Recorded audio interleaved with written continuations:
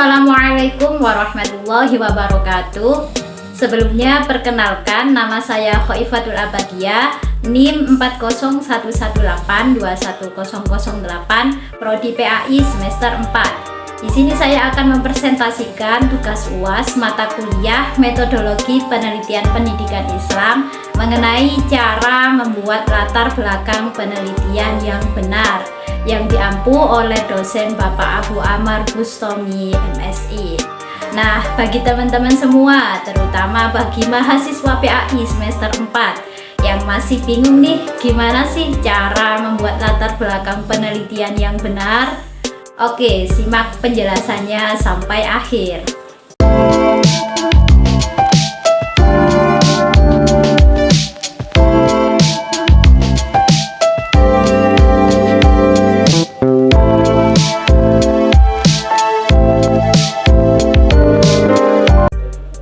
Sebelum saya menjelaskan bagaimana cara membuat latar belakang penelitian yang benar, terlebih dahulu saya akan menjelaskan mengenai definisi dari latar belakang penelitian itu sendiri.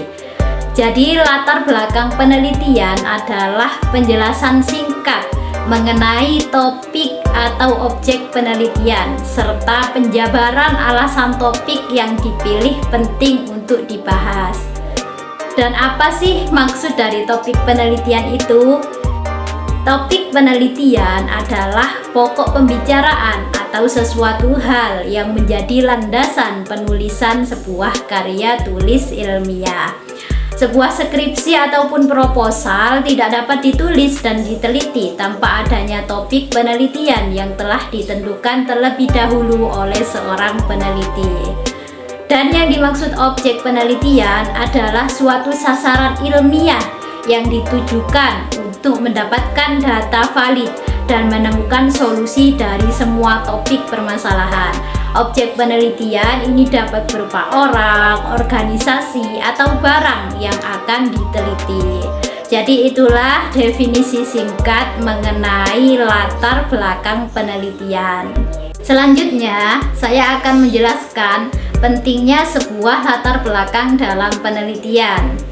Jadi latar belakang itu dimaksudkan untuk menjelaskan alasan mengapa masalah diangkat dalam penelitian. Di dalam latar belakang dicantumkan argumentasi mengapa suatu topik dipilih. Latar belakang mengungkapkan bukti, data, konsep, dan hubungan antara variabel yang terkait dengan topik. Panjang dan detail latar belakang juga bergantung pada sejauh mana kamu menunjukkan pemahamanmu tentang topik tersebut. Latar belakang akan memberikan konteks kepada pembaca terhadap informasi yang dibicarakan di penelitian. Ini dapat mencakup studi yang relevan dan penting. Latar belakang penelitian adalah salah satu aspek kunci yang kamu butuhkan saat menulis penelitian. Ini adalah kunci untuk memperkenalkan pembaca pada topik skripsi ataupun proposal yang diangkat. Latar belakang penelitian digunakan untuk membuktikan bahwa pernyataan skripsi relevan dan juga untuk mengembangkan skripsi. Jadi itulah penjelasan mengenai pentingnya latar belakang dalam sebuah penelitian. Selanjutnya, saya akan menjelaskan mengenai bagaimana langkah-langkah membuat latar belakang penelitian yang benar. Setidaknya ada 6 langkah atau cara membuat latar belakang penelitian yang benar yang akan saya jelaskan berikut ini. Langkah yang pertama yang bisa dilakukan dalam membuat latar belakang penelitian adalah mendeskripsikan topik penelitian dengan tepat. Jelaskan secara detail apa topik penelitian yang dipilih. Dari sekian banyak topik yang tersedia, teman-teman itu harus bisa menjelaskan mengapa memilih topik tersebut. Apa alasan kuat bagi teman-teman semua akhirnya memutuskan memilih meneliti objek dari topik yang ada. menjelaskan topik bisa dimulai dari menuliskan mengapa variabel tersebut dipilih. Misalkan nih, teman-teman memilih variabel tentang perilaku konsumen terhadap kepuasan.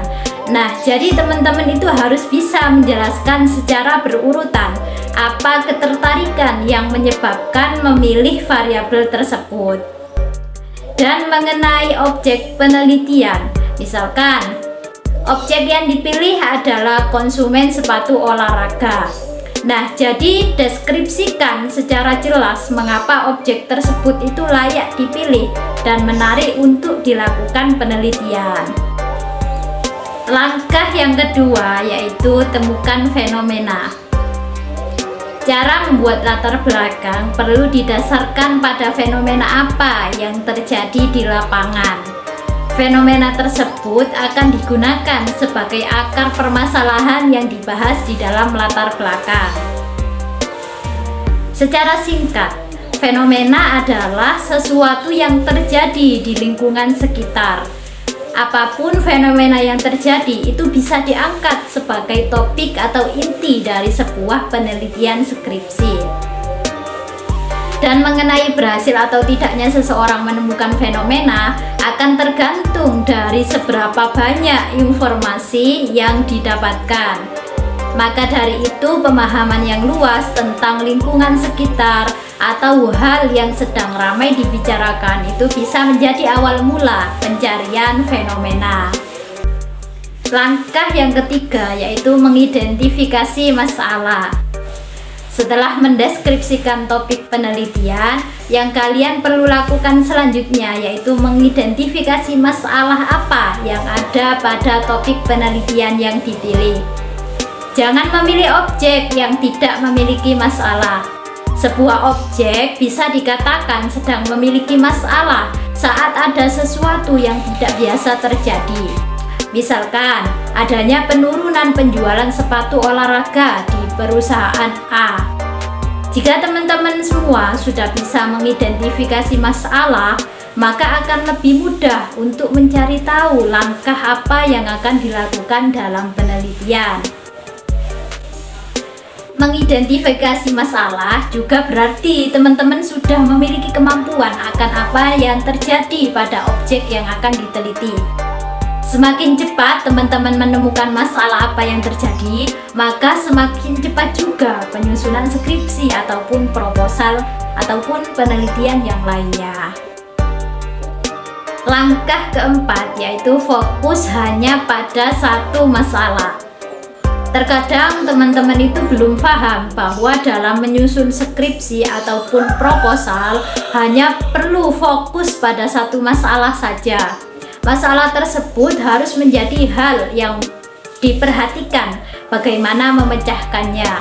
Satu masalah tersebut juga harus diurus secara benar agar penyusunan latar belakang itu bisa dengan mudah dikerjakan. Batasi masalah yang akan teman-teman cari solusinya. Tidak perlu mencari masalah lain, walaupun teman-teman itu merasa tertarik. Kalian hanya perlu menyelesaikan masalah yang dipilih untuk diselesaikan. Karena pada sebuah skripsi yang terpenting adalah penyelesaian masalah. Jika mahasiswa sudah fokus pada satu masalah, maka pemecahan masalah nantinya pun akan efektif. Setiap mahasiswa pasti menginginkan penyusunan skripsi yang cepat. Maka dari itu, fokus pada satu masalah di penelitian perlu mendapat perhatian khusus. Langkah kelima, kumpulkan penelitian sebelumnya. Skripsi yang dibuat haruslah didukung penelitian sebelumnya. Penelitian sebelumnya perlu ada pada latar belakang yang disusun. Penelitian sebelumnya dituliskan berdasarkan jurnal dan artikel yang dapat dipercaya. Jika seorang mahasiswa rajin membaca jurnal yang berkaitan dengan topik yang dipilih, maka penulisan latar belakang akan semakin mudah. Dengan rajin membaca jurnal sebelumnya, maka ide-ide akan semakin mudah didapatkan. Mahasiswa juga menjadi jurnal yang dibaca sebagai referensi gaya penulisan. sehingga memudahkan untuk bisa menyelesaikan latar belakang yang baik dan benar. Selain itu, dengan membaca penelitian sebelumnya akan memperkaya kosakata dan pemahaman mengenai topik dan objek yang dipilih untuk diteliti. Langkah keenam yaitu mencari dukungan berdasarkan teori ahli. Pada penulisan skripsi, seorang mahasiswa tidak bisa menulis secara bebas tentang isi dari skripsi, termasuk pada latar belakang. Mahasiswa perlu mencantumkan teori ahli sebagai pendukung dari setiap kalimat yang ditulis. Penulisan teori bisa didasarkan pada sumber buku. Latar belakang yang banyak mencantumkan pendapat teori dari para ahli itu dapat dipercaya bahwa tulisan tersebut tidak mengada-ngada. Latar belakang akan menjadi gerbang utama bagi para dosen yang akan menilai skripsi untuk menentukan bagus atau tidaknya skripsi tersebut. Jadi itulah tadi 6 langkah atau cara membuat latar belakang penelitian yang benar yang bisa kalian terapkan untuk membuat skripsi ataupun proposal. Demikianlah presentasi tugas UAS yang bisa saya sampaikan. Semoga apa yang saya sampaikan tadi bisa bermanfaat bagi kita semua. Amin amin ya rabbal alamin. Wallahul muwaffiq ila aqwamit thoriq. Wassalamualaikum warahmatullahi wabarakatuh.